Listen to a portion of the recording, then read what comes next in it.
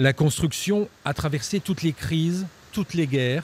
Depuis le XIVe siècle, le moulin tourne en effet à son rythme, au début pour moudre le grain, mais depuis sa récente rénovation, prêt à produire de l'électricité.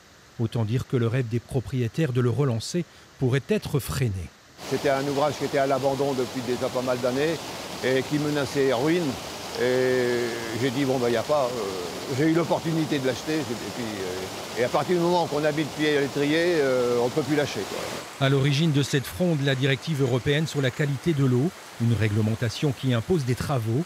Il est demandé notamment de réduire le débit au niveau des roues en créant un contournement du lit de la rivière. De cette manière, les poissons ne seraient plus bloqués au niveau du moulin. En termes techniques, on appelle cela la continuité écologique.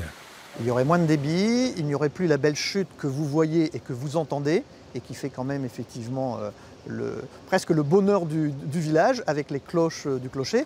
Il y aurait surtout le fait que la roue ne tournant plus, le projet de fournir de l'énergie serait mort-né. Autre ville, autre moulin, à Maroilles, la production d'électricité est déjà effective.